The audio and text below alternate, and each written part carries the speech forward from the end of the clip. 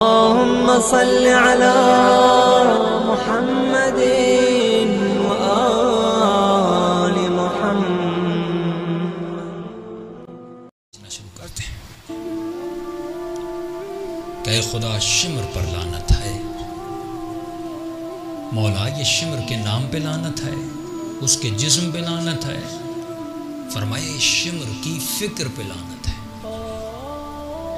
شمر کو شمر بنایا شمر کی فکر نے۔ ان اکرمکم عند اللہ اتقاکم، اگر تمہاری فکر تقوی والی فکر ہے تو تم عظیم بن جاتے ہو، چاہے تم نبی کے بیٹے ہو، نوح کے بیٹے ہو، لیکن اگر تمہاری فکر شیطانی ہے تو خدا کیا کرتا ہے؟ لعنت بھیجتا ہے۔ یہ لعنت تمہارے ساتھ پر ہے؟ فرمایا نہیں، یہ لعنت تمہارے ساتھ کی فکر پر ہے۔ القابات دیے گئے، کوئی خال المومنین ہے، کوئی پتہ نہیں کیا المومنین ہے۔ جب تم لقب بھی دینے آتے ہو تو سامنے لفظ مومن لاتے ہو، جس سے مومنوں کا خالو بنا رہے ہو، پہلے اسے تو مومن بننے دو۔ ہم کہتے ہیں امام المتقین، علی کس کا امام ہے؟ متقین کا امام ہے۔ تو یہ اسی کو حق ہے جو خود متقی اور کہے کہ امام متقین ہے، جو رات میں 1000 رکعت نماز پڑھتے تھے، جن کی شہادت مسجد میں ہوئی، کبھی بھی کسی نے علی کو گناہ کرتے ہوئے نہیں دیکھا۔ فضیلت علی ہے۔ اگر کوئی لقب دیا جا رہا ہے، وہ لقب علی کے وجود میں موجود ہے۔ یہ مجازی القابات تو نہیں ہے کہ آپ کسی کو شیر علی کہیں اور نام کا شیر اور کام کا بزدل ہو، نہیں۔ اگر علی شیر خدا ہے، واقعاً علی شیر خدا ہے۔ اگر حسن کو لقب سخاوت ملتا ہے، واقعاً سخی ہے۔ اگر 5 امام کو باقر العلوم کہا جائے، واقعاً وہ باقر العلوم ہے۔ اگر امام رضا کو رضا کہا جاتا ہے، یہ جتنی اولاد اہل بیت ہیں القاب ملتے تھے، واقعاً وہ صفات ان میں پائی جاتی تھی۔ مسلمان سوچے تم کس کو لقب دے رہے ہو؟ اور اے مسلمان، ذرا اپنی کتاب کو کھول اور ذرا کتاب پڑھ، کس کتاب میں کیا کیا لکھا گیا۔ پھر امام نام لینے کے بعد فیملیز پہ آتے ہیں۔ یہ بھی اہم ہے کہ اسپیسیفک ایک نام لیتے ہیں کہ یزید پہ لعنت، شمر پہ لعنت، اس پہ لعنت، اس پہ لعنت۔ اس کے بعد امام فیملیز پہ لعنت کرتے ہیں۔ ایک لعنت ہے ابن زیاد پر، شاید مومنین کو پتہ نہ ہو، یہ تاریخ کے بڑے عجیب پہلو ہیں کہ یہی شمر ہے جنگ صفین میں علی کے ساتھ ہے، جان باز جنگ صفین ہے، اور یہی شمر جب آتا ہے لشکر یزید میں، قاتل حسین ابن علی بن جاتا ہے۔ یہی تو فکر ہے جو ہم لوگوں کو دینا چاہتے ہیں۔ بھائی انسان کی زندگی، انسان کا کردار کبھی اسٹیبل نہیں رہتا، سوائے معصومین کے، جن کے لیے خدا نے آیت نازل کی کہ انما یرید اللہ یذهب عنکم الرجس اہل البیت، وہ اسٹیبل ہیں کردار کے اعتبار سے، ورنہ ہم کبھی بھی اسٹیبل نہیں رہ سکتے۔ آج میں مومن ہوں، کل پتہ نہیں، آج میں اچھی باتیں کر رہا ہوں، میرا کل کچھ پتہ نہیں۔ انسان کبھی بھی اپنی گارنٹی نہیں دے سکتا میں ہمیشہ مومن رہوں گا۔ یہی شمر ہے جب علی کے ساتھ ہے تو اسٹیبل ہے۔ یہ شمر علی سے دور ہوتا جاتا ہے اور لشکر یزید میں آتا ہے، قاتل حسین ابن علی بن جاتا ہے۔ زبیر کا میں واقعہ کئی سال پہلے آپ کو بتا چکا، وہ زبیر جو مولا علی کی پھوپھی کا بیٹا ہے، اور وہی جنگ جمل میں علی کے مقابلے میں کھڑا ہو جاتا ہے۔ یہی اصحاب رسول کے ارد گرد گھوم رہے ہیں، لیکن ایک وقت آتا ہے رسول خدا کے بعد یہی آپس میں لڑ رہے ہیں۔ لڑائی کی بنیاد حق ہونی چاہیے، دنیا نہیں۔ لڑائی کی بنیاد دین ہونا چاہیے، اپنی ذات نہیں، مال نہیں، شہرت نہیں، مقام نہیں، حکومت نہیں۔ مجھے یہ دیکھنا ہے کہ علی جنگ جمل میں گئے حکومت کو بچانے کے لیے یا دین کو بچانے کے لیے۔ مجھے یہ دیکھنا ہے کہ جنگ صفین میں امیر شام اپنے تخت کو بچا رہے تھے یا دین کو بچا رہے تھے۔ جب ان چیزوں پہ مسلمان سوچے کو اسے پتا چلے کہ اسٹیبلٹی تو ہے ہی نہیں۔ یہی ابن زیاد ہے۔ ابن زیاد، آپ کو پتا ہے کہ حکومت مولا علی میں یہ مولا علی کا گورنر تھا، شیعوں کو پتا ہی نہیں۔ زیاد جیسا بندہ گورنر ہے علی بن ابی طالب کا، کہاں پر؟ فارس میں۔ اس وقت کا فارس یعنی ایران پاکستان کا بارڈر اور سارا افغانستان اس میں آتا تھا۔ مولا ظاہر کو دیکھتے تھے، اس وقت اگر نیک ہے، معاشرے میں خوش نام ہے، بدنام نہیں ہے، مولا کو عہدہ دیتے تھے اور کوشش کرتے تھے کہ اس کو اپنی طرف مائل کریں۔ اور یہ ملتا ہے کہ مولا زیاد کی تعریف بھی کرتے تھے، یہ بڑا تیز ہے، بڑا ہوشیار ہے، اس کو مینیج کرنا آتا ہے، اور یہ بھی مولا علی کا بڑا پکا مولا تھا۔ عجیب ہے کہ فرماتے ہیں کہ جب یہ مولا کے ساتھ تھا اور امام نے اسے گورنر بنایا فارس کا، تو فرماتے ہیں گورنر بنانے کے بعد امیر شام نے اس کو خط لکھا. خط لکھنے کے بعد کہا کہ تم علی کے ساتھ ہو، اے زیاد تو میرے لشکر میں آ جا. ابن زیاد خط کا جواب دیتا ہے. آپ جب خط پڑھیں گے تو آپ پریشان ہو جائیں گے کہ اس نے خط کا جواب کیسا دیا.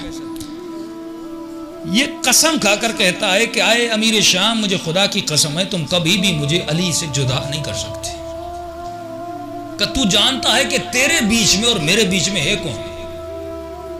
تیرے اور میرے بیچ میں جو ہے اس کا نام علی ہے، جو داماد رسول ہے، جو فاتح خیبر ہے، جس کے لیے رسول خدا کہہ چکے کہ علی حق پر ہے، اور حق علی کے ساتھ فضائل علی بیان کر رہا ہے. اور اس نے کہا کہ تو کون ہے؟ تو اپنے شجرے کو جانتا ہے، تو اپنے حسب کو جانتا ہے، تو اپنے نسب کو جانتا ہے. بڑا کڑک سا جواب دیتا ہے معاویہ کو. لیکن ایک وقت آتا ہے معاویہ اسی زیاد کو اپنے پاس بلا لیتا ہے. میں حوالوں کو ڈھونڈنے کی کوشش کر رہا ہوں لیکن مجھے مل نہیں رہا. بلانے کی کوشش کرتا ہے اور اس کے بعد اس کو بلاتا ہے. اب غور مومن کو یہ کرنا ہے کہ ابن زیاد بنا کیسے؟ یہ خط و کتابت تاریخ میں موجود ہے. آپ طبری پڑھیں، طبری میں بڑے سارے واقعات موجود ہیں. ابن زیاد کی ایک کمزوری تھی. جب امام زیارت عاشورہ میں اس پہ لعنت بیچتے ہیں، وابن مرجان کہتے ہیں، باپ کا نام ہی لیتے ہیں. اس پر لعنت ہو جو مرجانہ کا بیٹا ہے. صلوات پڑھے محمد و آل محمد پر.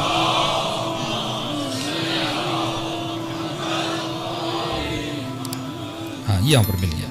جو مرجانہ کا بیٹا ہے،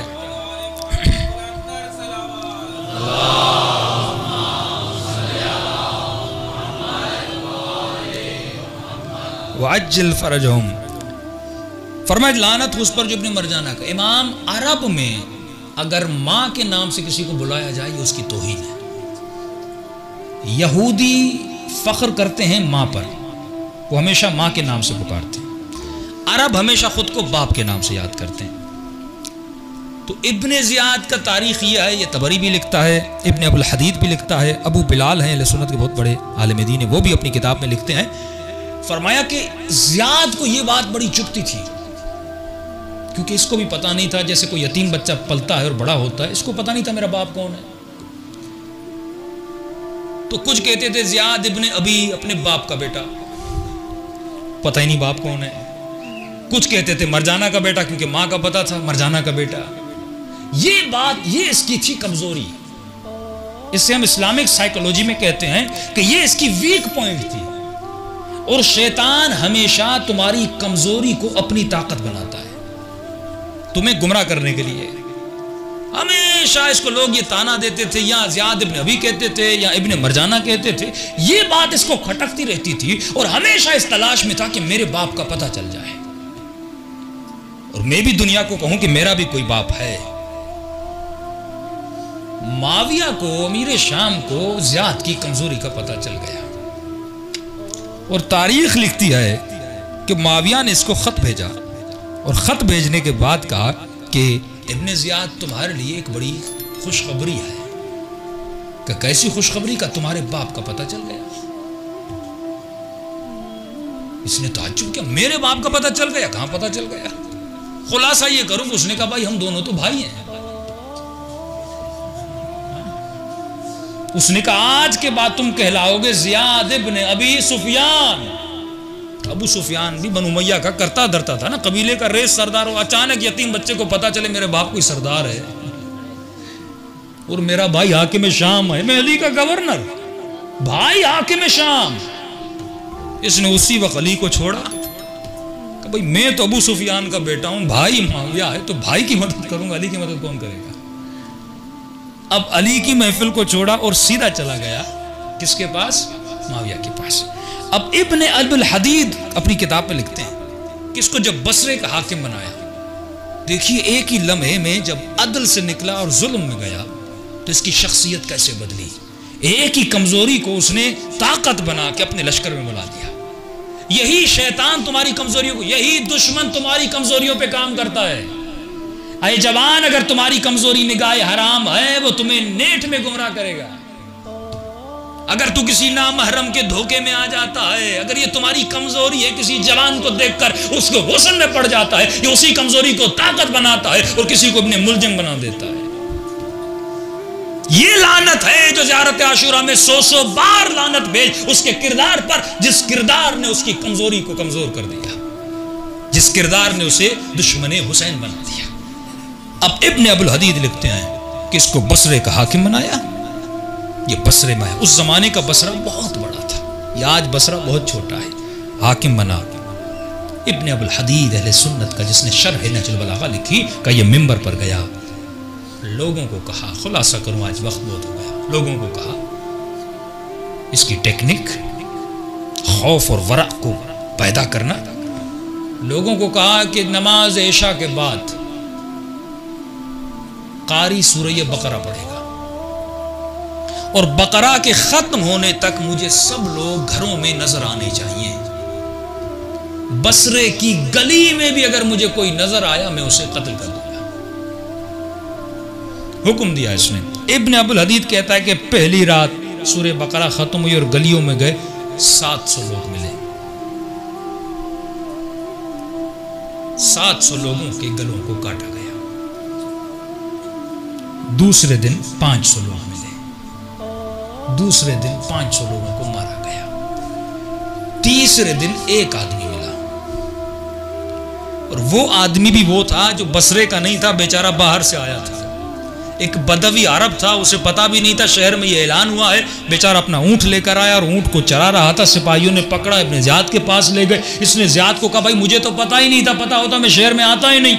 زیاد نے کہا نہیں، اگر قانون کو نافذ کرنا ہے تو تجھے مارنا پڑے گا، اور اسے مار دیا۔